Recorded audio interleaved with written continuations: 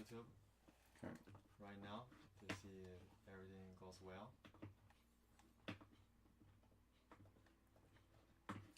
I see a good feed. I kind of hear something. Okay. Do you got audio? Yeah. Okay. Then we be golden.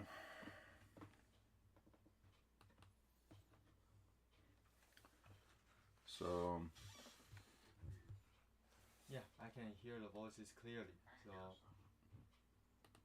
Yeah, I think everything is working all right. Okay. All right. So let's pull up the. So I hope you guys like the. Picture. Mm-hmm. The main picture on the YouTube log or the YouTube video was Lynn catching a fish at a local lake. So here, scoot on over, man. Get in the picture so the people can see your shining face. Oh, okay. All right, better here. I'll do this. Nope, wrong way. I think camera is here, right? Yeah, but if you touch it, it's gonna mess it up. So I just want to make sure you're in the camera. Okay. Anyways, I took Lynn fishing yesterday. We caught a lot of fish. We ate a lot of fish. Mm-hmm. The fish was good. Lynn made a YouTube short yesterday and got lots of views about the fish that we ate. It was good. So, on that note, fishing is good. So, the target today is was given to me by a random person, and I told the person that he was going to look at the data that we got for him and then let me know on Friday what the target was. And so Thursday I tried to get a hold of him, and Friday I tried to get a hold of him. This morning I tried to get a hold of him. We don't know what the target is, so that's okay. We're going to just look at our data and see what we got. So, on that note, here we go.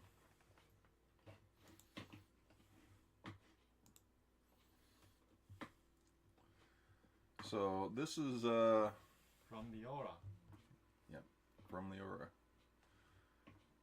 She described the target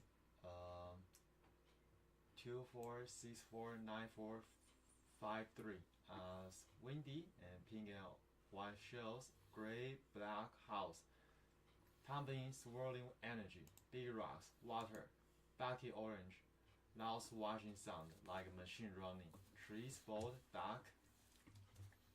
And yeah, that's the basic description she gave for this target. And the general thing, well, I would say is it's neither in a rural area or a urban environment, but it's I would say it probably is yeah, there is a main focus. The main focus could be the man-made structure or building. Building Brock. Almost feels like it's at the ocean. Mm-hmm. So Nearby a large body of water. yeah. Okay. Is this the same thing? Mm-hmm. Okay. Ah, this is mine, right? Yeah. Mm-hmm. Hey, you can tell by the terrible handwriting. So I did this basically with ideograms. I didn't try to figure out what it was. I got vegetation, I got people, I got structures, I got smoke. It was restricted for whatever reason, so you couldn't get into or out of. Wide area, so it was kind of a large area. It was layered, so there was levels. And range of effect. I don't know what that means, but I had range of effect, intrude, and intrusive. And I had a ideogram that I had that was trying to describe the range of effect and intrusive, but it kind of looks like a round circle with a line on it. I really couldn't figure it out. The building was a mall-like or wall-like monolith or wall-like fortress monolithic, barred, and restrictive. And then this is one set of ideograms. And the other thing is, I did another set of ideograms, and I had high energy dancing, energy exuberance,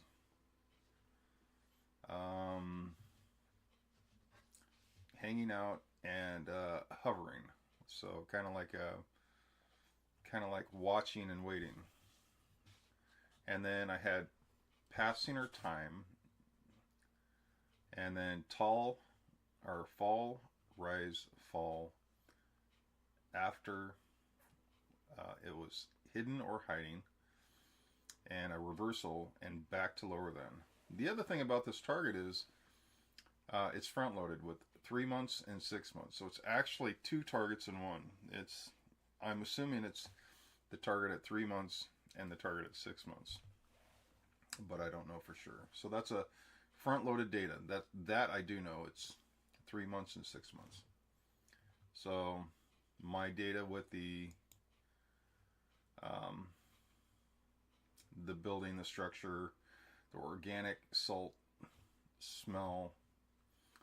Oh yeah, and then my co-pilot asked if the organic burning smell was lithium or lithium battery, and so I did an ARV on that, and I can't. There it is.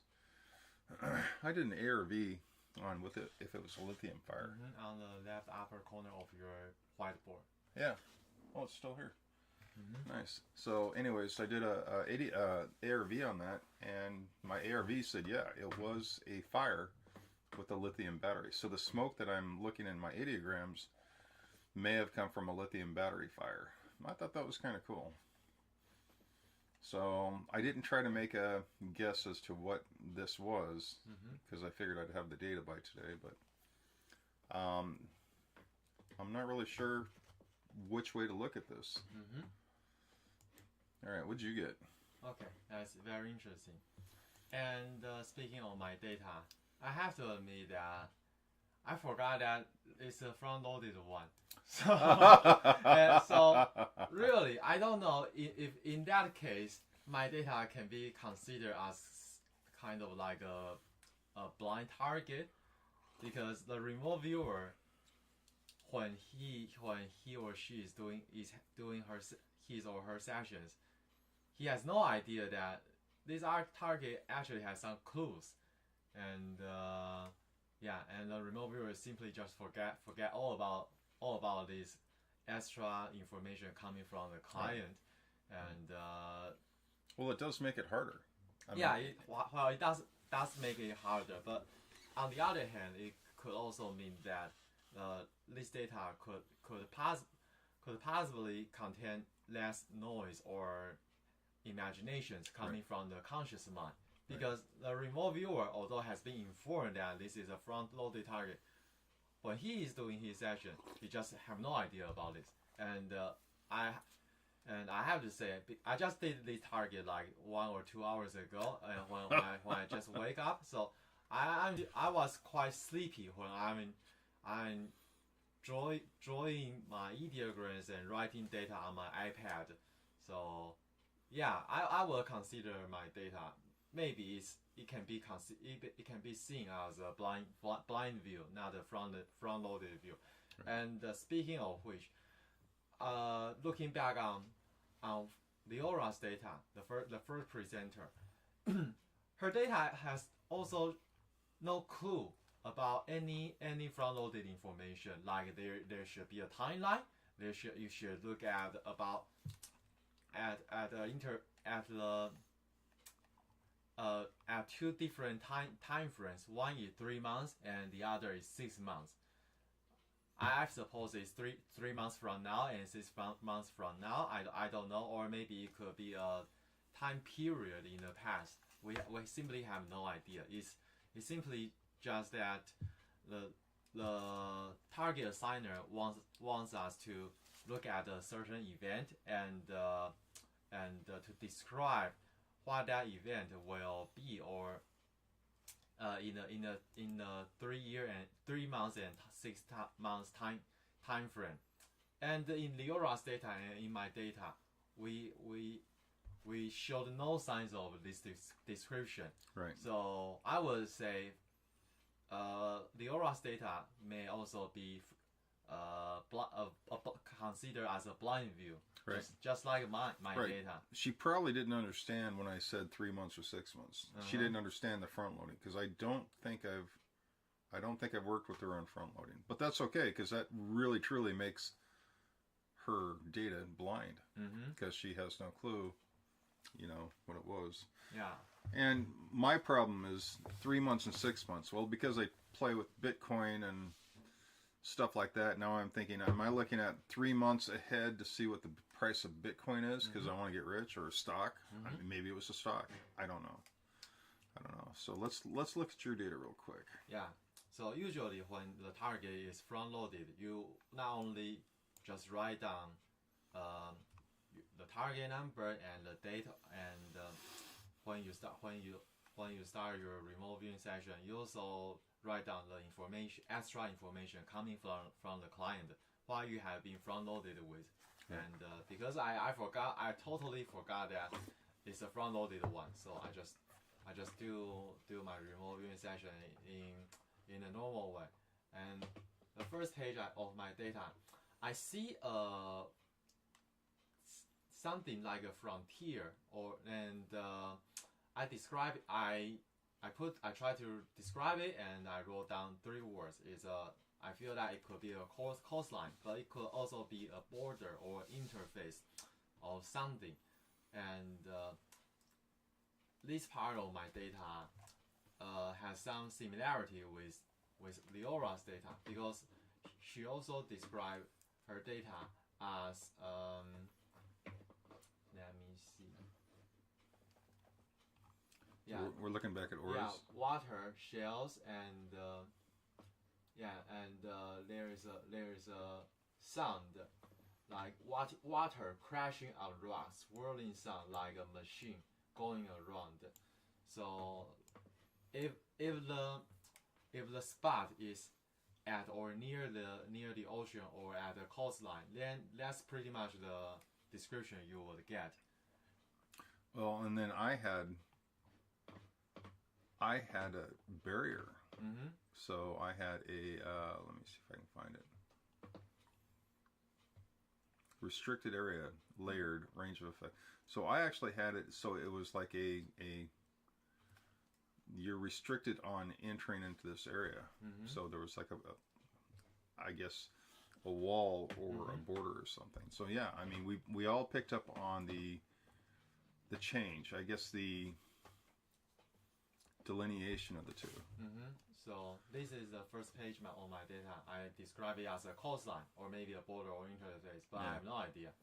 And on the second page of my data, I see a bright light or colored area that feels to me like the sunrise coming up over the horizon, but I have no idea what it is. And at the center of this big circle, and I drew something else. There is an object there, but I have no idea about this. And again, I drew my ideogram shows out again. The same ideogram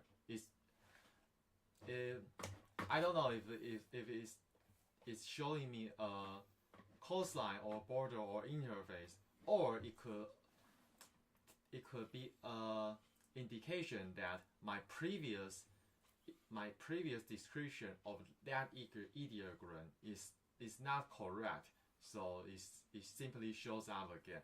Well, this happens when you are doing remote viewing in the CRV fashion.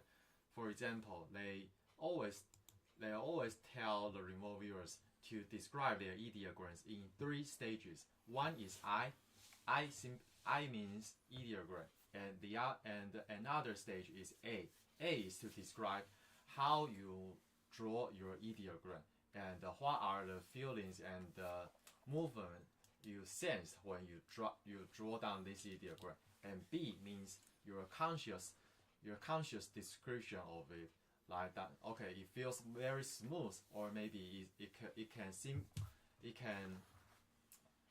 simply mean it's a smooth object, or and for in this example, because I drew a line that separating the two space, my initial explanation is a borderline, or is an interface.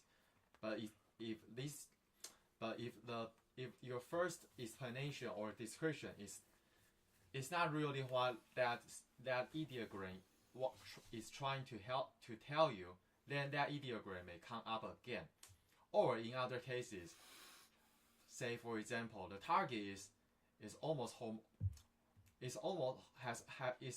very simple and has only one characteristic, like the target is like a peaceful lake, and or you are looking at the ocean.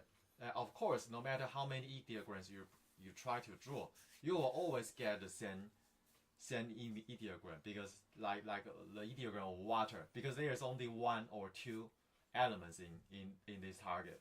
And see, I disagree. Okay. Well, when you're talking to an Eskimo, how many words do they have for snow? Well, I suppose they will have a lot of descriptions. They have over 100 descriptions. It's individual names for snow. But the name describes not only the consistency of the snow, the hard pack, the temperature, the conditions. The name of the snow will tell you exactly what's going on. So if the snow is melting, they have a name for it. If it's just falling and it's light and puffy, they have a name for it. I think ideogram is going to do the same thing. So you will have an ideogram that describes water, but the ideogram is going to change according to the conditions that are with the water. Is it rough water, still water, falling water? I mean, there's so much that can be packed into an ideogram. So while I think you're going to have a basic shape, the ideogram will change according to what you're looking at that particular time you're drawing the ideogram. Like if you're in a river and you're going in the water, you write an ideogram at that moment, you know, it's going to show flowing movement. 10 minutes later, if you do the same ideogram of that same water, it's going to show you falling, screaming, and dying, because it's a waterfall, and it just went over a waterfall, and now the ideogram is going to change to reflect, yes, it's water, but you're dead. I mean, so how it's going to look, I think the ideogram is going to change each and every time you're looking at a particular condition of the target. And if the target's water, it's going to change drastically over time. And it can change drastically over time. So I don't, just the theory, I don't know for sure.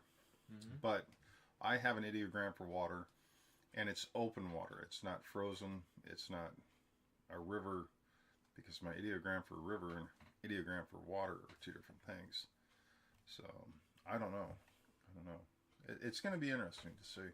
Well, in CRV's manual, they say that similar ideogram shows up again simply because there is some discrepancies between your description of that ideogram with and the target. Right. So that's why the same ideogram keeps coming up again.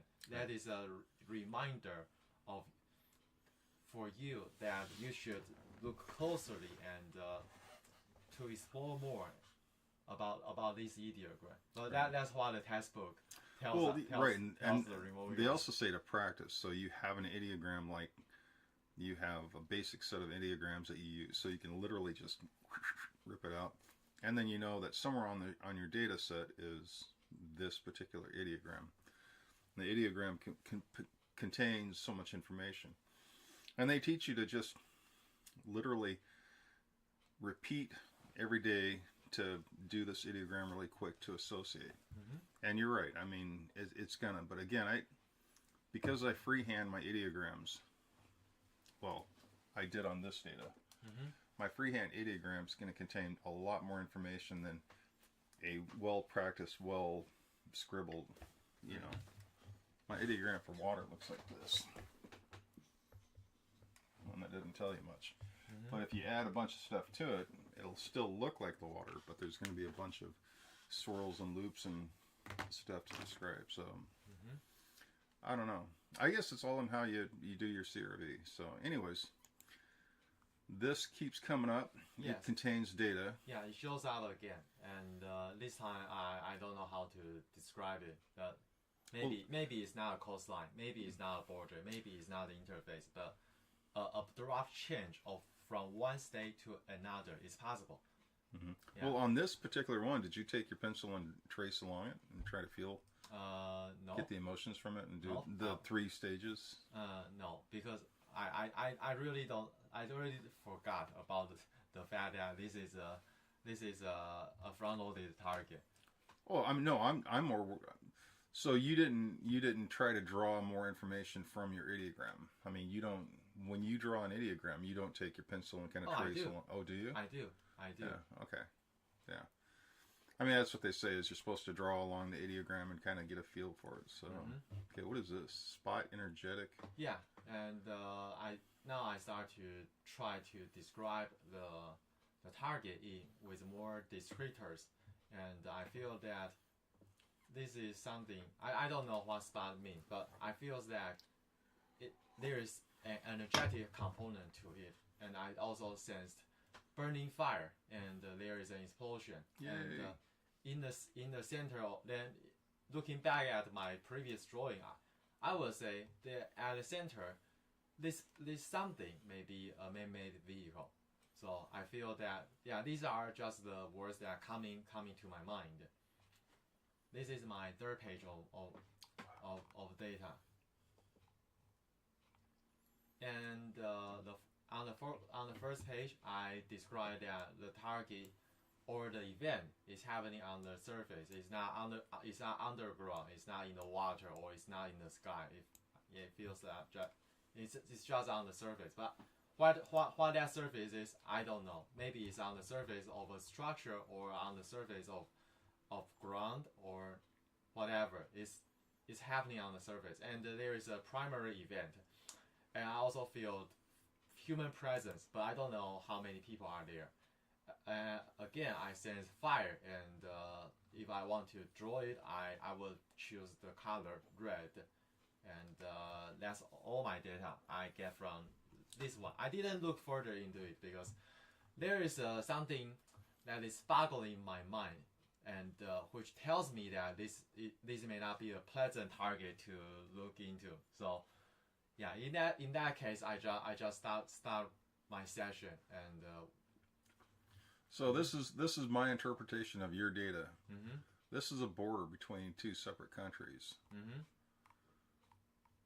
This is a result of something between the 2 countries. Oh, it's possible. So I'm thinking, and even though we don't have the timelines down for 3 months, maybe this is a timeline for 3 months. Well, here you got a border at 3 months, and here at 6 months we have, well,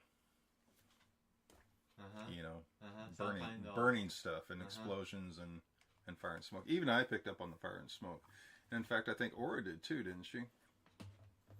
Well, let's take a look. So, swirling energy, tumbling over, shells, cinder block, brick house, big rock, buckets, boats.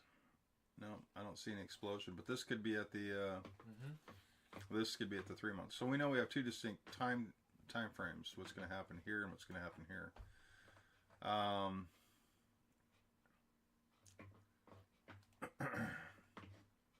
So I see nothing here to indicate war, whereas me and Lynn both have smoke. We have a restricted area. We have a range of effect. The range of effect, now that makes a lot more sense with Lynn and his explosion and fire. Range of effect means a lot more to me. Assault smell, organic smell, smoke, pervasive, acidic, painful, and moisture. So I'm kind of wondering if that's going to be a big fire or little fire. It's going to be interesting. And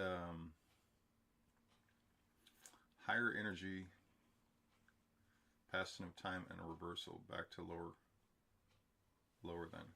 So if it's not a war, if it's not an explosion,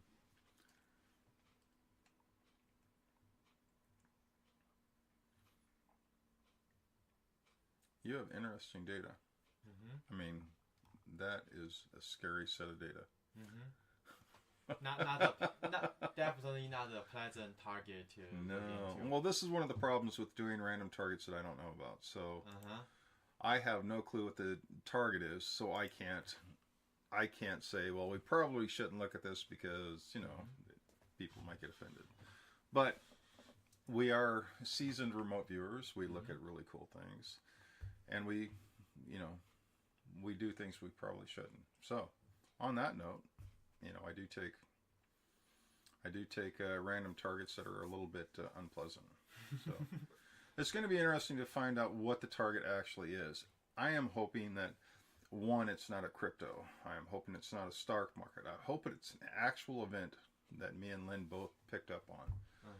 But we're not going to know until we get feedback from the client. Yeah. And considering he hasn't shown up, and it's going to be interesting. I don't know what to do. So, anyways, I don't know if you guys saw, I took Lynn fishing yesterday, according to the picture. Yeah. He did fantastic. I want you guys to know Lynn is a professional. If you need a guide, Lynn is your man. He was casting, I mean, I swear to God, in less than 20 minutes, the man was casting like a professional. He was pulling in huge fish, lots of fish. And, you know, he's got this under control. So if you guys need a guide, Lynn here. Well, it's Jeff and your son Jeffrey. It's because you told me so well that I learned it. I pick up quickly. Well, what it is I taught Jeffrey how to fish a long time ago, and Jeffrey learned pretty good. He's okay, and he is a good teacher. He's much better than me, so he was able to teach Lynn here how to quickly cast, and we use open face reels. I don't know if you can see it on the video, and then it was a fun day. It was cold. Oh, Lynn is a very warm weather creature, so we had Lynn in his usual clothes and his jacket and a life jacket and my jacket, and he was cocooned and freezing his butt off out in the middle of the lake. So his island living has made his thermal, you know, ability to be not able to handle the cold. And I was really concerned that poor Lynn here was going to die of frostbite because it was so damn cold on that lake. It was really cold. It was 55 degrees. So, and the wind was blowing really hard. But you and your son were still wearing shorts. And we were sweating too. So I mean, yeah, that goes to show we are designed for the rugged Northwest. So it was absolutely fantastic, folks. Lynn did a great job. And then we came home and we cooked the fish. So oh yeah, we caught a bunch of them. I suppose like 40 or 50 fish. Yeah. So I mean, we did catch a lot of fish. I don't know what this image is. We did catch a lot of fish, but the best part was we ate a lot of fish. So Lynn here, after catching all the fish and taking a nap after he got home, promptly ate 1.5 pounds of fish. So I was really impressed that we had fish tacos and Lynn ate 1.5 pounds of fish. That was a lot of fish. Yeah, that's a lot of fish. So. And you are a good cook. Yeah.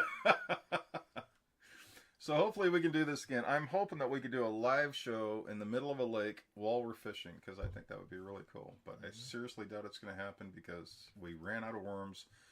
You guys need to send us some worms so we can take Lynn here fishing again. So, all right. What else? Well, you told me that yesterday we caught more than usual. Like usually for yesterday we caught like 40 or 50 fish. Just, but you told me that usually you won't get so much. And it varies. It varies. It varies. Yeah. On a normal fishing day, we'll catch about I don't know, about 30. 30 and it varies because sometimes we catch nothing. But we don't catch, these were big bluegill, and we normally don't catch that size of bluegill that fast. We were catching them so fast. But and you also made a YouTube shorts about remote viewing and fishing, right? yes, and I would love to figure out how to show that YouTube short real quick, but oh my god, he made it. He made a YouTube short in what, 30 minutes? 35. I think it's for 35 seconds. I don't know. You want me to see if I can hear it? Give me a second, and I will see if I can. I will show it because that YouTube short was fantastic. So, Lynn sat down and Saving money feels right. Just like when things are packed tidy and tight. Get auto insurance. He took a picture that I made, a little video that I made, and he put it all together, and he made it really humorous, or he made it really. As a remote viewer, I practice my skills every day to remote view. Stop this. There we go. Okay, folks, this is me in my glory after catching all those fish. So let me show you where it's at. Window capture.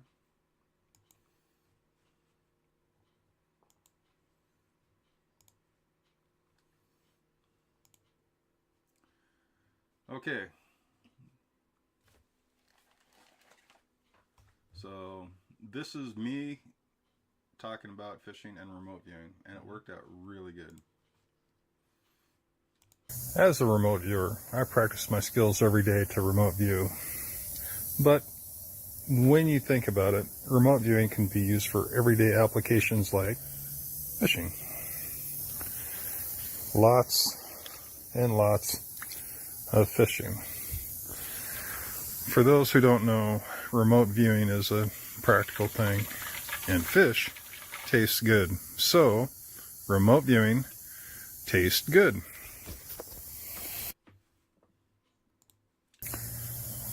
As a remote viewer, I practice my skills every day to remote view. I've got to stop this. Hang tight, folks. There we go. Anyways, Lynn put this together really quick, and it was really fun to do. So do you really think that you have got a fish sense since you are Yes, I do have an amateur remote viewer? I really do have. I've had that all my life, though. I mean, I can go on a lake and I can tell you where the fish are. Wow. And Jeffrey can too. He can literally. Well, I mean, I don't know if that's remote viewing or if that's because we've done this before. So we know where the fish are, and it's the weirdest thing in the world. So you are basically saying that there is a kind of like a psychic sonar built inside your body. I'm not kidding. You really can use remote viewing to find the fish. So when you look at a lake, you see nothing but flat water. Right? When I look at a lake, I'm looking at this. Oh crap! There's an island right here underneath the water. There's this ridge right here. Now I know that it's not quite remote viewing because I know I can see the terrain up here above the water, kind of taper down, and then you can kind of see, but you don't see this little island that's just right under the water. So yes, I think you can use remote viewing for fishing, hunting, anything to do with acquisition. I really believe that back in the day, the hunter-gatherers use remote viewing for hunting and fishing. Okay. Because you literally have to know, deer and rabbits will hide from you, and you have to be able to spot them. Now, if you can't see them, you got to know where they're coming in. If you don't see their trails where they come in and out of, you have to kind of get a feel for how they're going to enter something. And again, it could be just you're looking at the natural environment, you know that they're going to follow a particular trail. But how do you know they're going to be there at a particular time? I have no idea. Right. A lot of hunters that I go hunting with have a feel I mean, you're talking 5 miles square. Mm-hmm. They have a field. They know where this buck is going to be in the morning, and they'll literally walk out to a particular area, and that buck will walk by. And granted, there's a lot of deer in this area, but they always come home with the deer. Mm-hmm. Now, I don't hunt, and I'm not a hunter-gatherer. Yeah, but you do fish. I do fish. I love fishing. And I really do believe that fishing is a combination of remote viewing and psychic skills, because them little buggers are tough to catch. And the other thing is you can find the fish. It doesn't mean they're going to eat. So. Oh, yeah, that's another story. Yeah. So, but remote viewing can be used for actual purposes. And I don't know how to stress that, or how to make a video on how we can look at how to use remote viewing on everyday life. But fishing and remote viewing go together hand in hand. Mm-hmm. Well, because I just asked AI about the possible application of your psychic sense in various fields. Oh, did you really? Yeah, and AI came out with some very interesting story. Like in the 20th century, the U.S. government and they attempted to remote view and locate enemy submarines and ammunition catches, and and also smaller tasks focus on locating missing fishing vessels. So yeah, so we know that it's not just people like you and me who try to do this kind of experiments. Actually, in several decades ago, the United States government and the military, they have done experiments like this. Right. And so they're using real world applications. Yeah. Yeah, and many results still remain classified today, but some of the released documents show that there is some statistical significance. Yeah, to these kind of applications. Well, the Stargate files alone, the stuff they have in the Stargate files for their different missions was amazing. The stuff that's released, the stuff that we can see, because they're not going to release all of it. The submarine one. Not anytime soon. No. Nobody wants that out in the general public. But yeah, the military definitely has a use. But what was the other one? Indigenous. Oh, and also.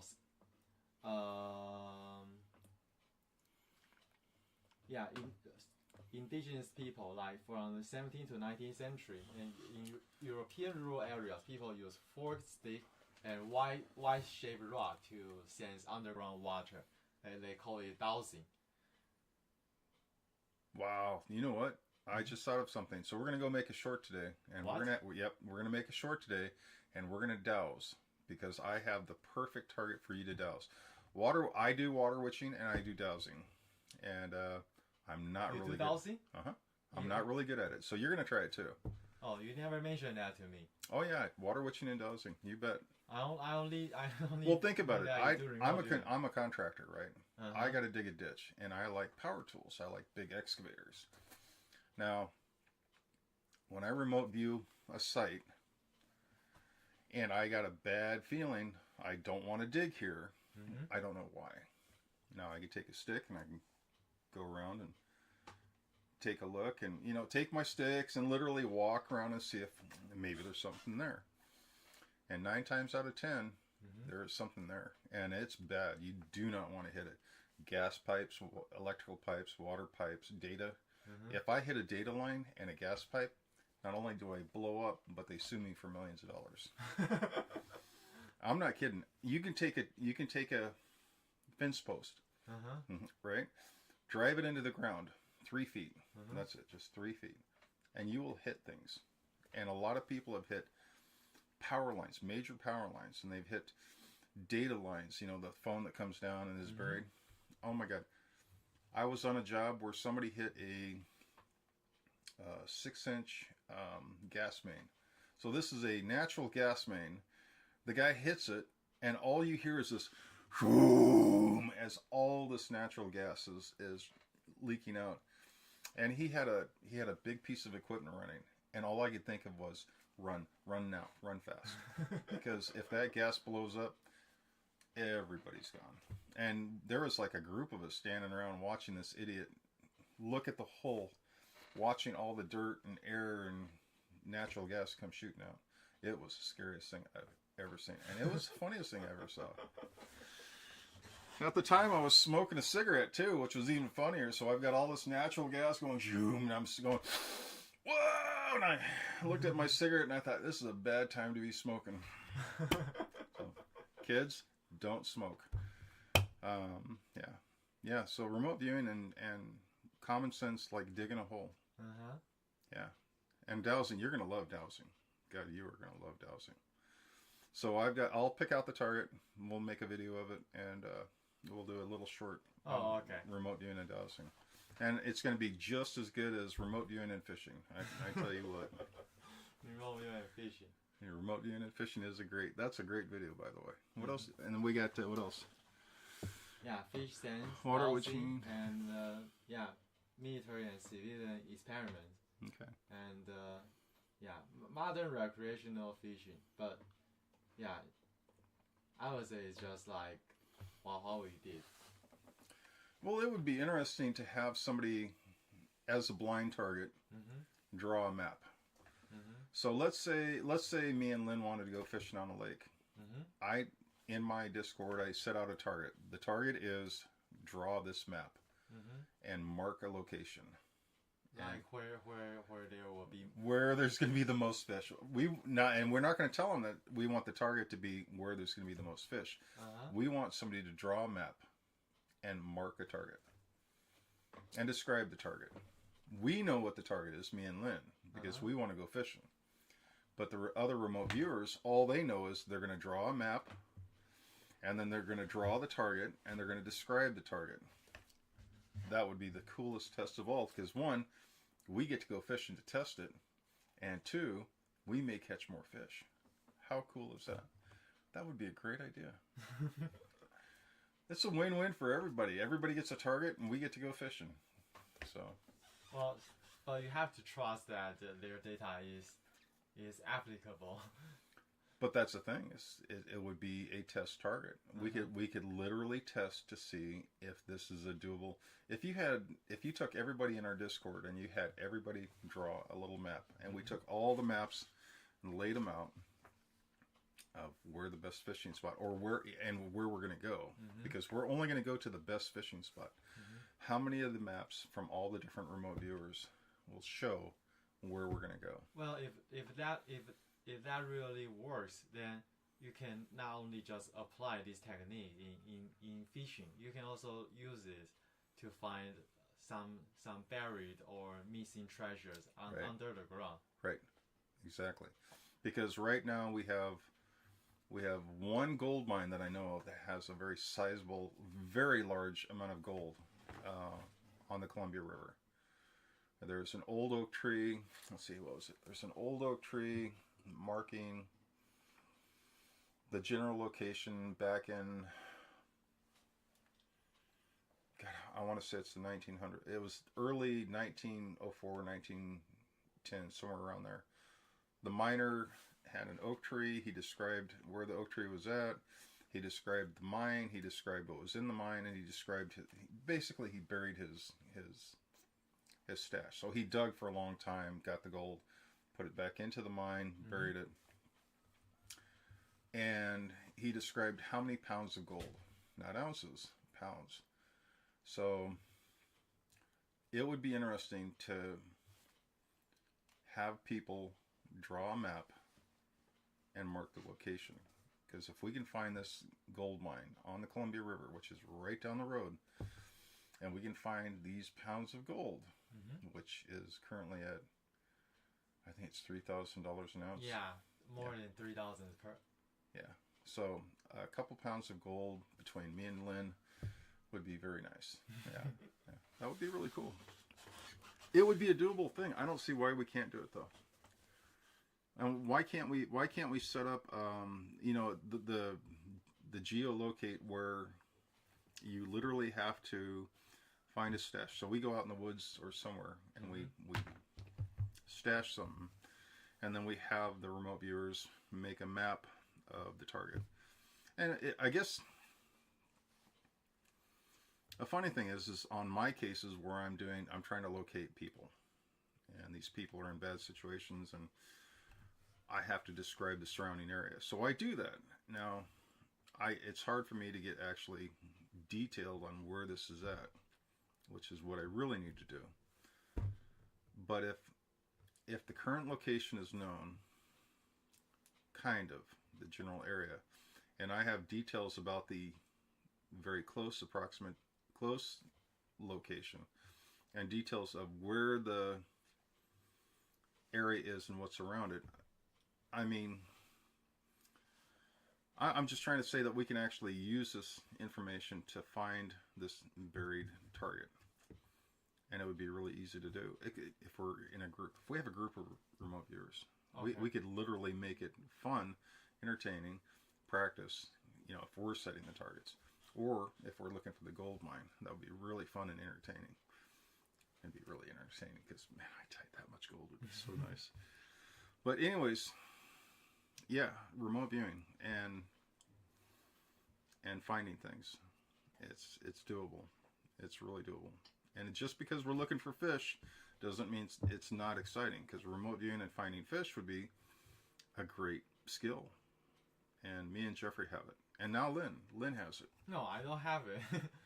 He's a remote viewer, folks. We got to practice his skills every day. So send worms. Yeah. Well, that's kind of a cool thought. I didn't think about that. What else we got? No.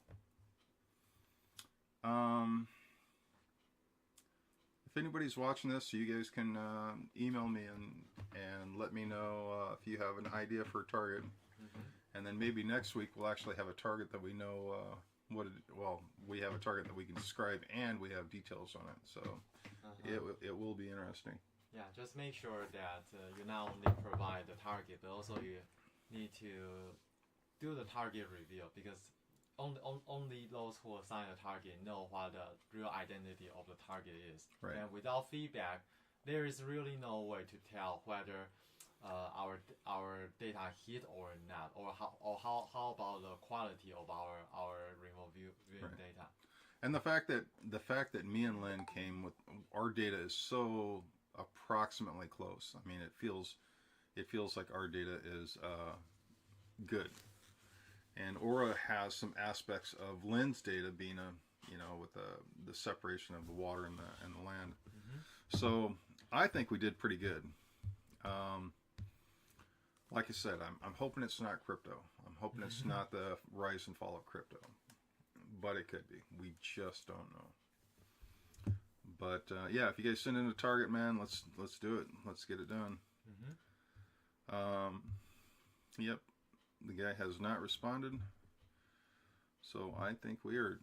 Yeah, we are also close to 1 hour, so right. I think that will make it for this week. So what do you want to do for next week for the target? Any idea?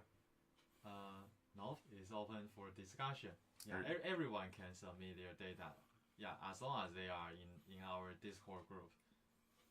Oh, there you go. So if you guys wanna submit a target to Lynn for next week, join my Discord and contact me. I'll send you a link to my Discord, and you can set the target and just work with Lynn and make sure that we know what the target is. Mm-hmm. So works for me. All right, man. Mm-hmm. So I will wrap this up. Any last words? Sure. I do really appreciate the fact that there have been so many people following us for so long and doing our weekly practices with us, and I really feel appreciative for that. And also, I really want to thank Jeff for bringing me to fishing. It's my first time trying to fish. His very first time fishing, folks. Yeah, first time. Yeah, very fun and interesting, but it's just too cold for me. I don't like the weather here. He will not be moving to Washington State anytime soon, because remember, it is technically summer here, folks. Mm-hmm. And poor Lynn is an ice cube. So. All right. Well, I will see you all next week. Mm-hmm. Lynn, yeah. Thank you very much, man. Yeah, thank you very much, and thank you for following us. All right, you guys take it easy. Yeah.